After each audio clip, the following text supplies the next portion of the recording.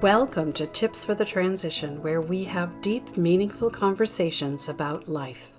We talk about how significant changes like divorce, grief, and career change can affect us, our family, our relationships, and our work, and how to move beyond them. I'm your host, Maria Tomás-Keegan, certified career and life coach for women, and I'm here to support you through the messy seasons of life so you can answer big questions like who am I now and how do I move on from here? If you're ready to consider new options, be inspired, and meet incredible women who are on this life journey with us, you're in the right place. You'll find something in each episode to give you hope and encourage you to move from panic to powerful, from rocky to resilient, and from upside down to right side up. This is Tips for the Transition.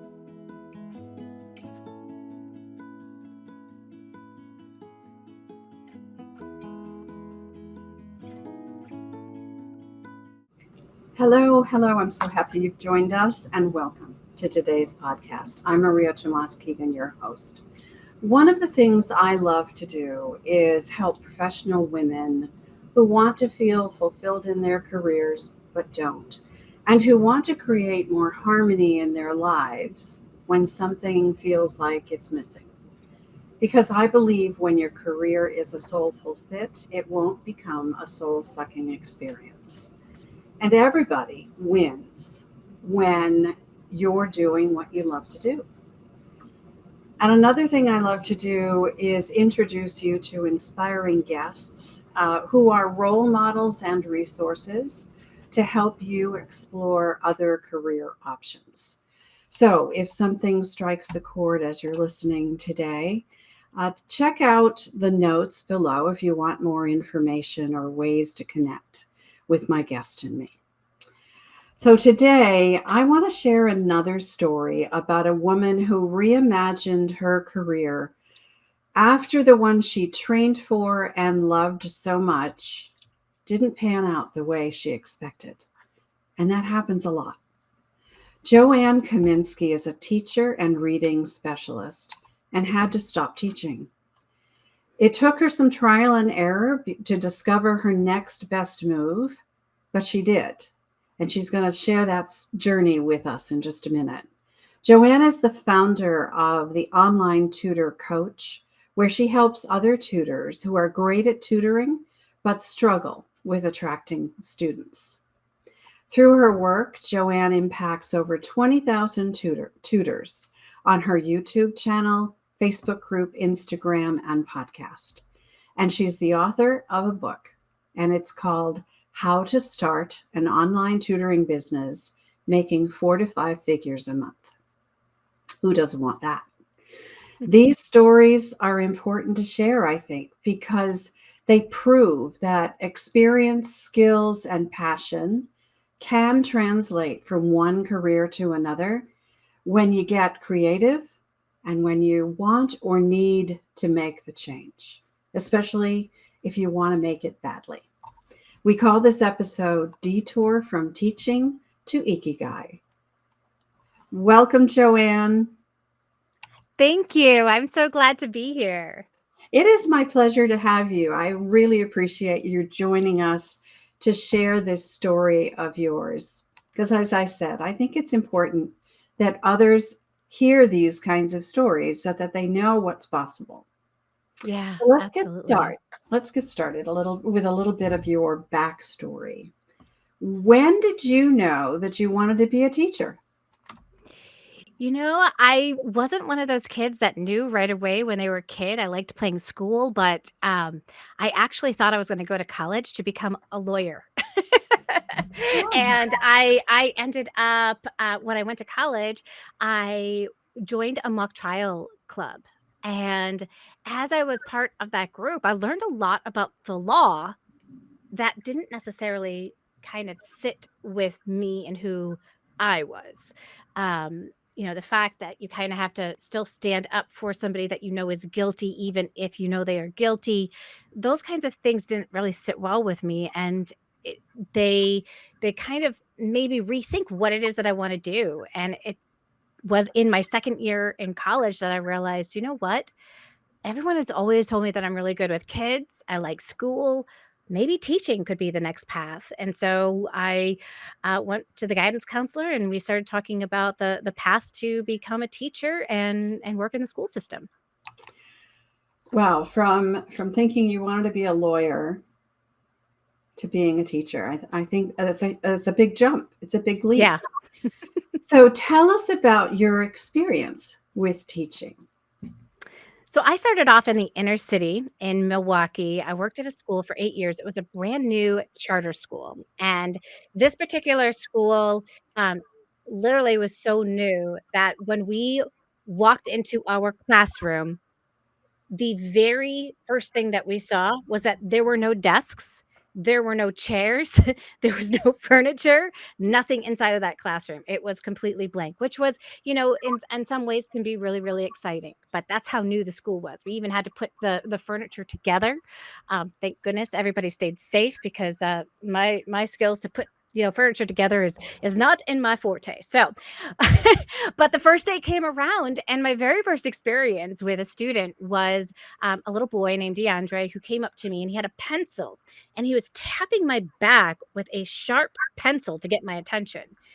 And I turn around, I'm like, who in the world is doing that? And I realized this is one of my students. And that was about pretty much how my entire year went. I thought I had a classroom of kids that were special needs kids. I had never met kids in my life who behaved or acted or done the things that these kids were doing. It was a very stressful environment. I mean, kids were fighting every day. And this was third grade. I had kids who would throw their desks. I had kids I had one kid who would bang his head on a metal cabinet. And this was regular education. This wasn't a special education classroom. I had one little boy, he was homeless, and he didn't live in a home, and he crawled around the floor instead of trying to sit in the seat. And so my goal was to try to get him to sit in his seat so the rest of the kids could learn. But imagine I've got all these different fires that I'm constantly trying to put out while I'm trying to teach these kids. And most of these kids were below grade level when it came to reading. So we had in our school at that time, 30% of our kids were reading on grade level, which means 70% were not reading on grade level. So most of these kids can't read at a third grade level, and I'm trying to teach them, and it's just mayhem. I mean, my classroom management skills obviously needed a lot of work. And so the next year I took a class. It was an anger management class, and I thought I was going to learn how to deal with the anger of my students.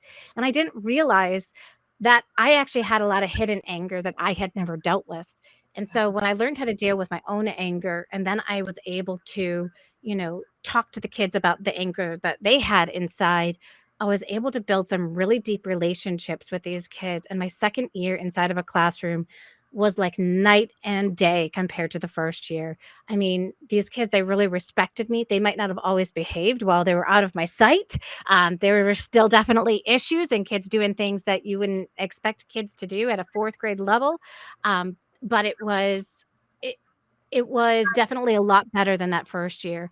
The third year, I ended up being so good at teaching these kids that I was asked to train other teachers in our reading program and also in the classroom management skills that I had discovered to be able to help kids be able to thrive inside of the classroom. And so I was actually teaching in my own classroom and traveling across the country, helping other teachers learn our reading curriculum, which I loved. And then I ended up getting pregnant.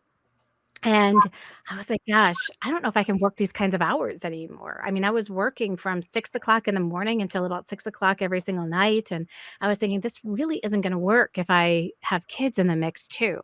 And so I decided I was going to leave that school. And when the principal found out that I wanted to leave, she asked if I'd like to take on a different position, but not working as many hours. And I immediately took her up on that. So I rose up to become the reading curriculum coordinator for that school, and I held on to that position for 5 years. Wow. Wow. It's really interesting to hear the evolution, your evolution Mhm. as you were following these kids through their third and fourth, etc. grades, and how you realized that in order to work with them on their anger issues, you really had to address your own, which is Mhm. so, I mean, it is, that's what a teacher does, right? You teach what you know. Right. So that was just another lesson you had to learn in order for you to help your students even more. Mhm. So ultimately, why did you decide to leave teaching altogether? Well, we got a new principal, and so the new principal that came in, just wasn't. It just really changed a lot of things, and I had already been at that place where I wasn't sure if I wanted to do what I was doing anymore. I mean, really, my job ended up being that I had to go into these classrooms. I had to teach the teachers how to do classroom management because without classroom management, you can't teach reading. We had a 50% turnover of teachers every single year. And every year we were getting 50% new first year teachers. And Wow. so I felt like the system was bigger than I was, that there were certain things that were happening inside of the school system that one person can't solve all of that. Like, why did we only get first year teachers? I have no idea. I can't solve that. I'm not in charge of hiring, right? Like the kids, they don't go home, they don't have books in their homes. It's not their fault. So they're not reading. But I can't control that, right? None of those things I can control. And I thought, well, maybe I can control going to a new school where things are different and the grass is greener. And it wasn't. It was actually worse. And even though 90% of our kids were reading on grade level at the new school, the administration and the teachers and all of the stuff, it was just a nightmare. There was so much gossip happening behind people's backs and really mean things happening that I actually ended up getting sick. I had a pain one just randomly. It was like Thanksgiving, and I remember the day before Thanksgiving, all of a sudden I had this like attack in my side.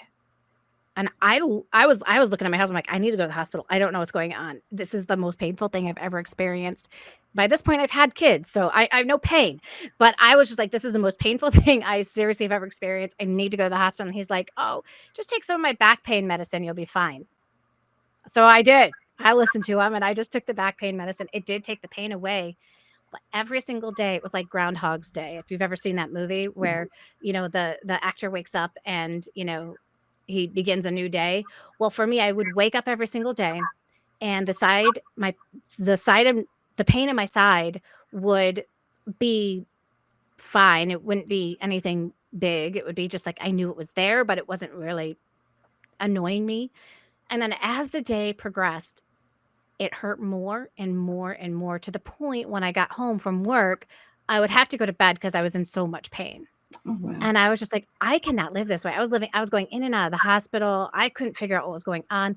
I even went for mental help because I had people starting to tell me that this was all in my head, and I was like, "I will get whatever help I need to get healthy again." Right. Like, is it because at that point I was eating really, really well, so it wasn't food based. I, the only thing we can think of is that there was anxiety going on inside of my body that I wasn't able to recognize, which Stress. caused, yeah, stress and anxiety, which really caused that to be there. And so I took a 3-month leave of absence from there, and then um, so that I could focus on my health. I came back to finish off the school year, and I sat in my office chair, and all of a sudden I heard this voice, and it said, "You are not meant to be here." And I sat with that for a while and I thought, if I'm not meant to be here, where am I meant to be? Like, I don't know where to go from here. I don't know what to do next. Like, I've trained so hard to become, a reading specialist. I've gone on to I went to college to be a teacher. I went to get my master's as a reading specialist. Like, my entire career has been spent trying to get better at teaching reading. So if not this, what? Mm. And so Yeah. that was really a scary place, I think, to be at that point in time. But, I had those fears I think a lot of people have, like, well, if I don't have this income coming on in, then we won't be able to pay our bills. And if we can't pay our bills, we're going to lose our house. And if we lose our house, where are we going to live? And, we'll be homeless. And, I created this whole entire story. And I just said, but what if? What if Hmm. you left and found something that you were able to do that didn't cause so much stress and anxiety in your life?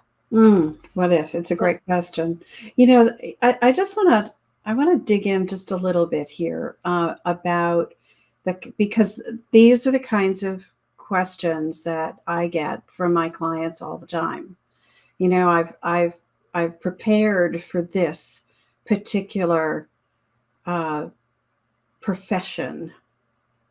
I've gone to school for it. I just like you just said, you went to you got an advanced degree so that you could be better at what you wanted to do in the world, and then things just didn't meet your expectations. Mhm. Let's just talk a little bit about some of the emotions that came up for you when you started to question, if not this, what?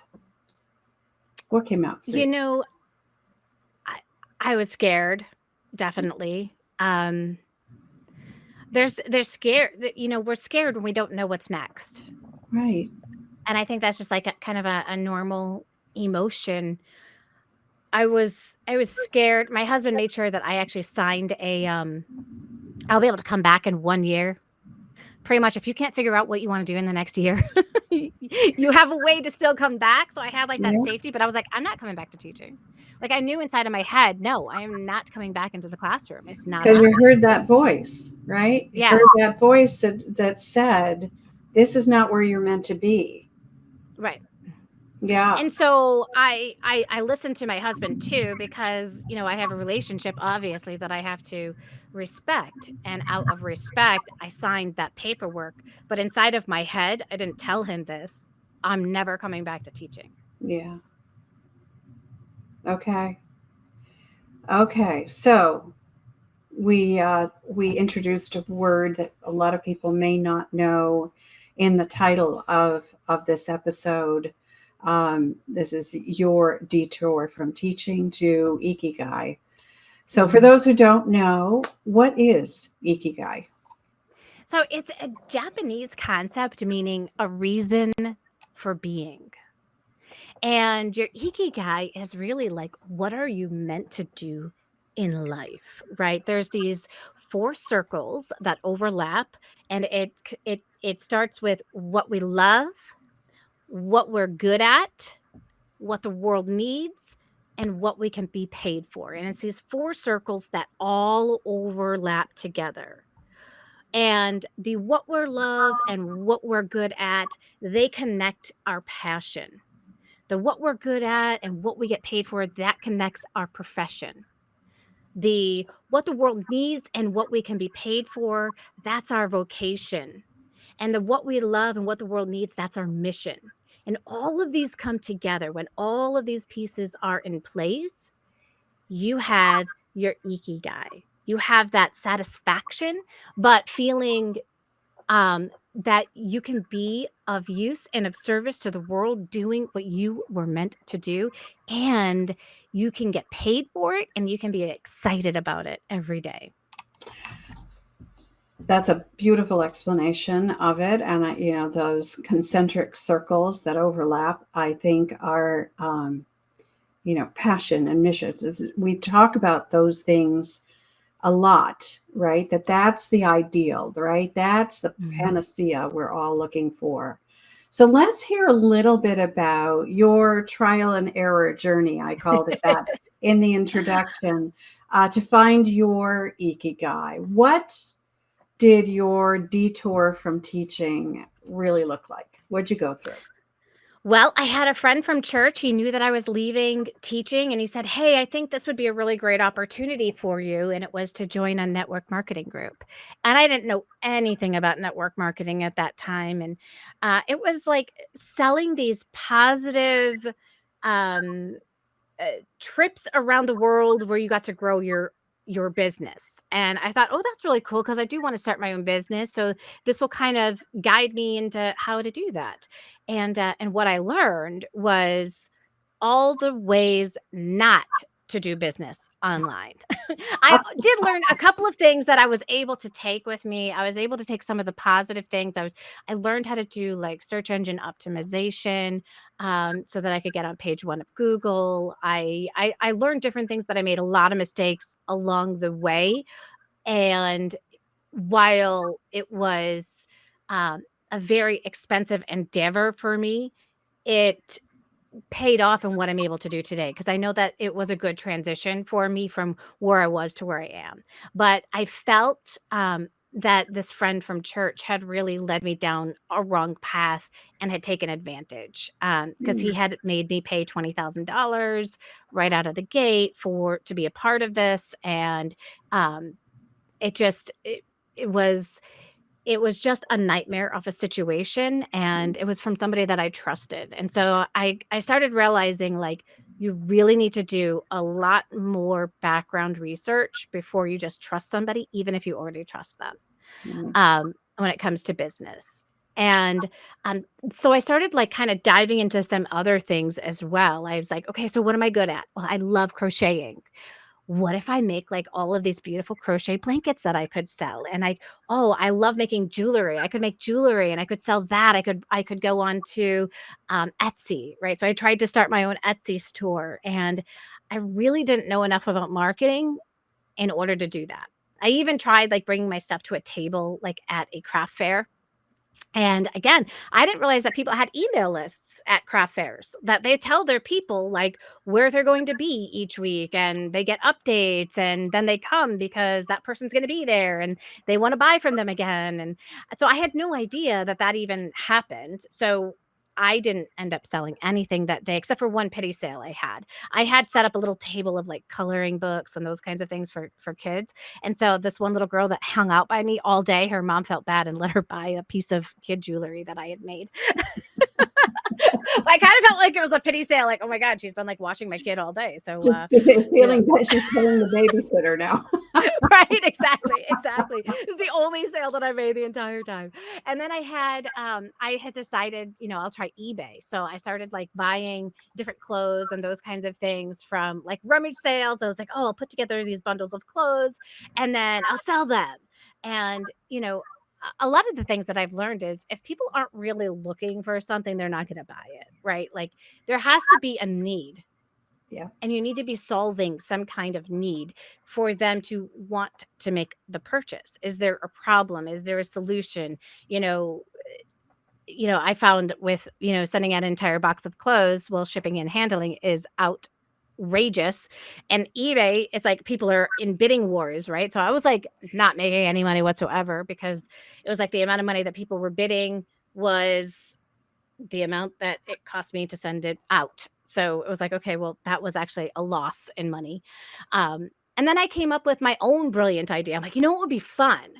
I love going on vacations, and I know other families and parents like going on vacations, but I know that kids also, struggle with learning sometimes. What if I had these learning vacations where the mom and the dad, they could be like out, and they could be having some mom and dad time, and the kids could still be learning about where we are at. So if we're like in Alaska, I could have them like reading books about the Iditarod, and then they could actually go on out onto the dog sleds, and this would be really, really awesome. But here's the problem. The problem is, if people don't know that something exists, they're not searching for it, right? And if they're not searching for it, you can't sell it. So, I had this, it was called Bright Idea Vacations. Not such a bright idea, because people aren't looking for that, and so Mhm. that's where I really started learning, okay, so if I need to create a service based off of need, what can I create my service from? Which led me back to, I love helping kids with reading. Maybe I could be a reading tutor. So, my husband, I love him very, very much, but he led me on this other path, and he said, "Joanne, why don't you start working for a tutoring company? Then you can know if you actually like doing it." So I actually went to a tutoring company. I won't mention the name, but I went to a tutoring company, and they were willing to pay me $10 to $15 an hour. Now, I have already gone to college, I've gotten my master's. I know I'm worth more than $15 an hour. And they were going to be charging each family $50 an hour. And they were gonna give me 3 families, 3 different kids from 3 different families to work with at a time, which means that they'd be paying me $15 an hour, and they would be making $150 an hour. And I thought, that's kind of like taking advantage of people, like, that doesn't seem like a good opportunity at all. And so I started to think, what is different between them and me? And I thought, well, they know how to market my services, and I don't. But if I learn how to market my services, then I could go in business for myself. And that's where it all started. Brilliant. Brilliant. And it took you, and if I don't think I lost count, but 4 tries, really, 4 tries Yes. to figure out that when you major on the things that you are really good at and love to do, and you're providing a service, fulfilling a need, that's the kind of the magic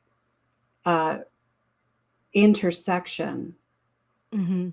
of a brilliant idea that you then you can learn to market your services, right? Mhm. You know who your audience is. I love that journey. Thank you. And tell me about how that um, resulted in your Ikigai. Well, I think it resulted in my Ikigai because, I did find out what I love, and that's teaching reading. I'd already known that I don't really like managing other people, which I kinda had to do when I was a reading specialist in the school system. I had to go in and I had to give them feedback on what they were doing, what they weren't doing, how could they do things better, even though they didn't wanna know how to do things better. And it's really hard to give advice to people who don't want advice. Yeah. So, that's one of the things that I really didn't like about that specific position, and so I knew and I didn't want to have a business where I did have other tutors underneath me because I didn't really enjoy managing other people. I like to just Mm, kinda be responsible for myself, which I know, like, when people talk about scaling, there's so many other ways that you can scale. Having other tutors underneath you is only one way. It's not the only way. mhm. I found out that it's my passion to be able to work with kids. That's actually my mission to help other tutors that are struggling with their tutoring businesses the way that I was. So I've kind of mixed that passion and that mission together. I already know what I'm really good at, which is teaching reading, but I found out I love marketing. I absolutely love it. I love learning the marketing strategies. I love networking. I love connecting with people. I love building relationships. And I want to help other people learn how to do that as well. And then obviously, I'm able to get paid for both of those things, for the teaching of reading and for, helping out other tutors. There's a need. There are other tutors that were like me. I remember when I was figuring things out, like with my website, and it said things like, you need to connect your domain name to your server. And I was like, but I don't know how to do that.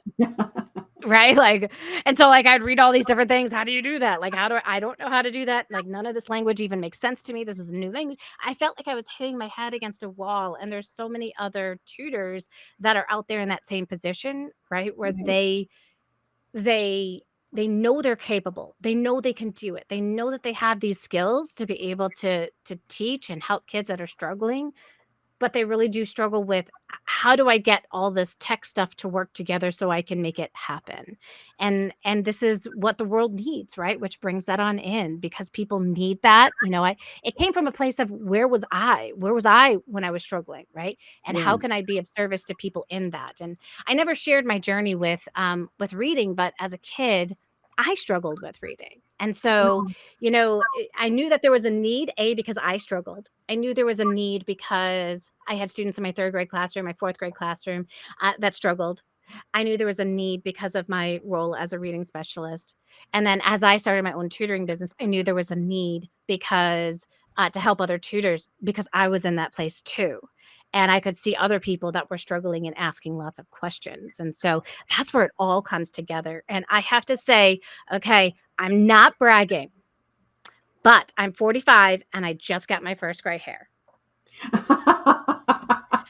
Like, seriously, like, all the stress and the anxiety Yeah. that, like, a lot of people feel, they do cause gray hairs, but if you experience less stress and anxiety, it does kind of succumb that process from happening as fast as it does for some people. And it can lead, as it did with you and for so many others who are not recognizing the stress, the level of stress they deal with on a day-to-day basis, doing whatever it is they've chosen to do that may not be working out for them in their careers. Mhm. And for you it was a pain in your side that, the pain like which you've never felt before. For others it is insomnia, or it's anxiety, heart palpitations. There's so many things, right? Mhm. Mhm. Left unattended, it can turn into, autoimmune deficiencies and disease. It's it's pervasive. I see it so much Mhm. in my business, in the women I talk to.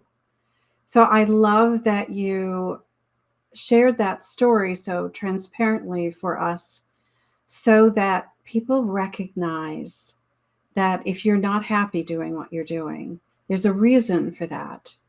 Mhm. You would only explore it. And if you can't see it for yourself, you know, take the break you took and work with people who can help you see it Yeah. so that you can explore other options. And I love that this episode, not only for tutors but teachers, right? So you Mhm. help tutors build businesses that are meaningful and can be life changing and life supporting for their own Mhm. families and for the families of others.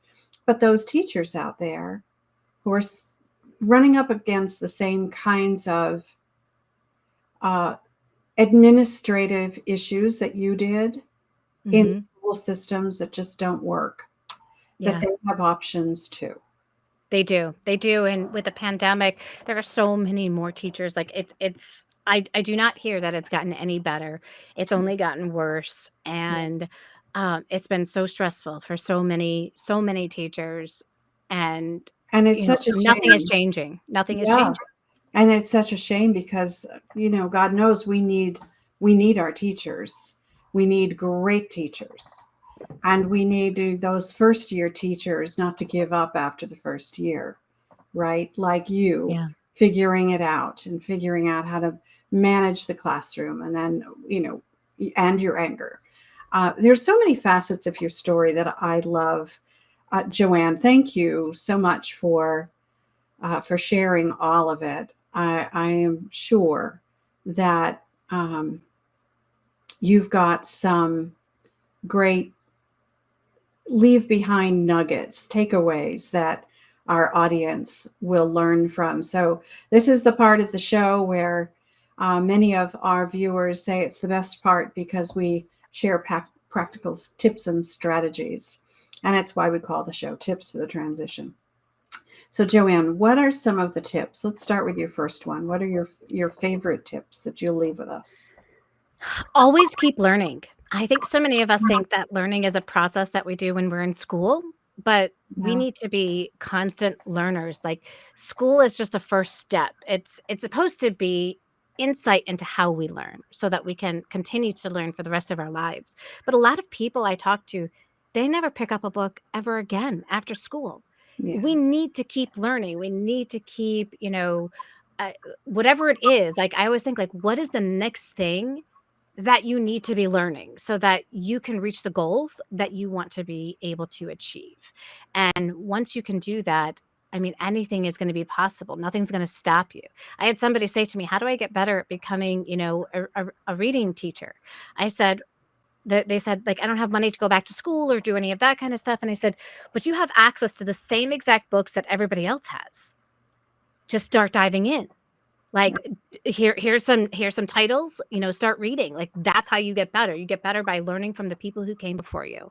And when you really take that to heart, and whether it's you're learning because you're starting a new business, or you're learning because you want to be able to learn a new skill. Like, I'm learning pottery right now, and I'm taking classes to learn pottery. Learning something new keeps your brain activated. And Yeah. that's what we wanna do. It'll actually hold back dementia and lots of great stuff no matter where you're at in your life. Yeah, and I think it also keeps our imagination working and fresh. And it's through imagination that we can expand our horizons. And I love that you just said that, because that you shared that tip, because one of the questions that I often ask my clients is, what do you think you need to learn to change that, whatever that is, right? Mhm, What do you think you need to learn to overcome that obstacle that is keeping you stuck? Because if you mhm, stop learning, you get stuck. mhm. And that's You not a do. place any one of us should stay for very long. I know, or complacent. Or Complacency, complacent, like, absolutely. being comfortable too is Yeah, is is is not as it seems like a beautiful place. I thought that's what I wanted once. I thought I just wanted to be comfortable and not have to, like, learn all this new stuff to figure on out, but it turns out I actually get energized and excited when I learn something new and I'm able to apply it, and I get better at it. and what a wonderful role model then you make for the people that you're teaching, for your own children, for your husband, for the people around you who love you, and for those people, those children you're teaching, and those other tutors. That makes you such a beautiful role model to follow. Because if it's working for you, if you've Mhm, proved that this journey you've been on has led you here, and mhm, you have this Ikigai kind of life, what you're meant to be doing, then I mean, I think role models are essential in everybody's life. If we have mhm, someone to look to who's been where we are and has moved beyond it to follow, then we don't mhm. have to reinvent the wheel. Nope, nope. Wonderful. All right. Do you have another tip for us? You bet. It is, um, don't be afraid to be seen. It's so easy to hide. Um, when it comes to being seen, I work with a lot of tutors and teachers that they've actually don't even have social media accounts and they're scared of it, right? But Mhm. social media is a great way as an online tutor to be able to connect with people, meet people, be able to help them solve problems. It's not all bad out there. And I think there's so many people that think that, we need to hide. We need to we can't show our picture. We have to hide behind a logo. I always tell people, like, your logo should be the last thing that you ever create for your business. It should not be the first thing that you create because you're still trying to figure out what your business is. How Right. can you create a logo when you're still in confusion stage, right? You can't. You can't create that all into one small simple image, and you really can't hire it out because they if you can't explain it to somebody else, Right. they can't help you be able to design something. Yeah. So first, figure out who you are. Your face is the face of your business. If you're Your like brand. me, it's your brand. So, show it, be afraid. Don't be afraid to put your profile picture up there as you. Like your cat and your dog, they may be cute and adorable, but they are not you. They don't share like what you look like, or given any insight into who you are. People hire people that they know, like, and trust, right? And you have a picture of yourself smiling, professionally done. that will speak louder than so many other people that are out there that they could possibly hire. They can just look at that and be like, wow, she's really professional. Okay, I want to hire her, because we do buy off of, what we see. And we're like, oh, it looks like we've got a good package here. She knows how to teach reading. She's showing her face. I can see what she looks like. I feel like I know her. She looks like the girl next door, whatever the case may be, right? And you know, it's just the start. So don't be afraid to be seen. Get out there, and let people know. Um, a lot of teachers, when we decide we're not going to teach anymore, and we think about people who leave for tutoring, we almost think of it as a step down. It is not a step down. Just because I'm not teaching an entire classroom anymore doesn't mean that I am less than, because I choose to work with kids one-on-one. I get paid more money today than I ever made when I was inside of the classroom. So it is definitely not a step down. But I think that's how a lot of people look at it, and so they're scared to talk to other people about it because of that. Yeah, and I think there's also the opportunity to look at it differently, right? Because you're working one-on-one with kids, you can have a bigger impact sooner, Mhm. right? And that Yes. matters to the children, to their families. That serves a tremendous need. Yes. And that is not a step down. Yeah, Yeah. definitely not. So the whole idea of being seen is feeling worthy, Mhm. right? About who you are, what you offer. Be really clear about that. And don't be afraid to put yourself out there, so that, because people can't buy your service unless they know what you do. Mhm. And that was one of the hardest things for me to do when I first started my business years ago, is putting myself out there and letting people know what I do, and feeling comfortable saying, this is what I do. This is how I prepared to do this. This is why I'm an expert at it. And just and follow that path, and Mhm. don't and it is a path, and it takes time to be consistent, right? Be consistent about it. Yes. Yeah. Consistency is really a big piece, and in It fact, is. that could be the next tip, because we automatically think, "Oh, I have this idea. So I'm gonna create this website saying that I'm gonna be like this tutor, blah, blah, blah. Okay, cool. Got the website up. Oh gosh, but I can't push publish because there's gonna be a flood. Oh, The flood will you won't never handle the flood. happen. Yeah, I won't be able to handle the flood of people that will be able to find me now. Okay, Right. you are so minuscule. I don't even know what they call it, right? So minuscule in the internet world when you create one website, and nobody can find it without directions. Right. So you don't ever have to worry about the flood.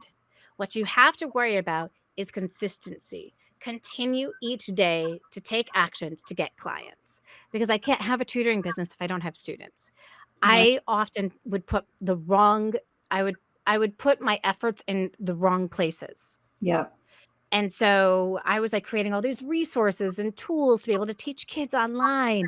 Didn't realize, Joanne, you already know all the resources and tools that exist online. Just use those.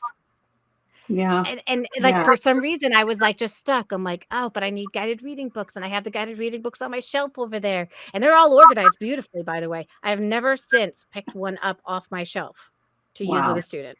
Yeah. They're not Those are needed because such they're good online. lessons. Those are such powerful lessons for people to hear.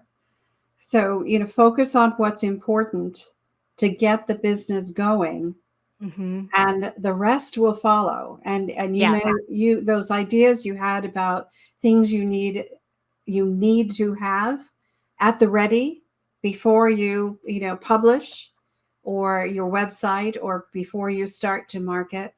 Not really true.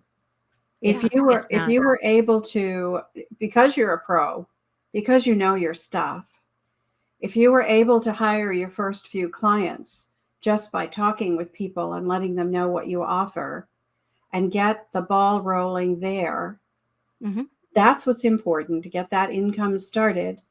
Get those trusted people as your advocates because they love how you're teaching their kids.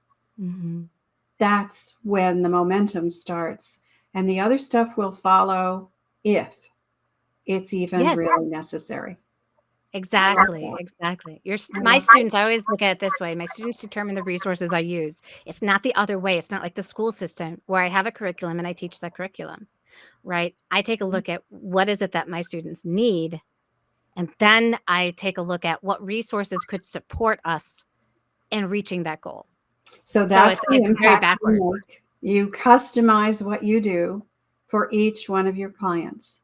I Mhm. love that. I do the same thing. I love that. Yeah. And it's so important because it's more impactful. The transformation is bigger, faster, better as a result of you taking that time to figure out what do you as an individual need Mhm. and how can I serve that. Right. I Exactly. love that. I Exactly. love that. Joanne, thank you I'm so much. Thank You're you. welcome. We could chat here because there's so much good stuff that we could talk about. But I love that we hit on what I think are the high points.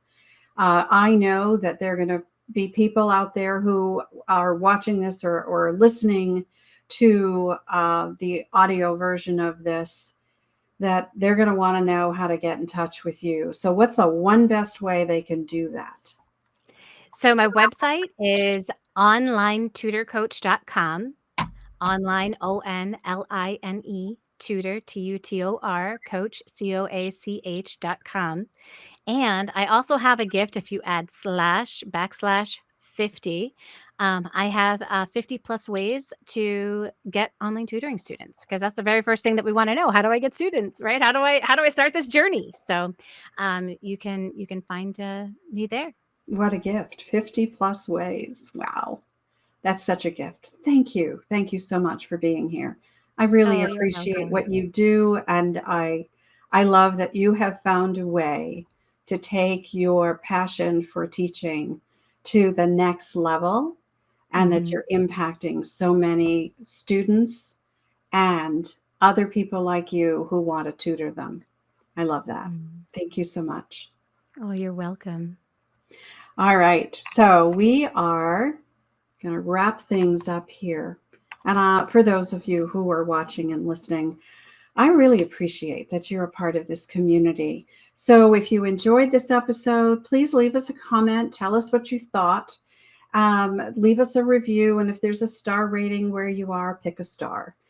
As I said at the top of the show, I love creating and sharing resources for professional women who feel stuck in their careers.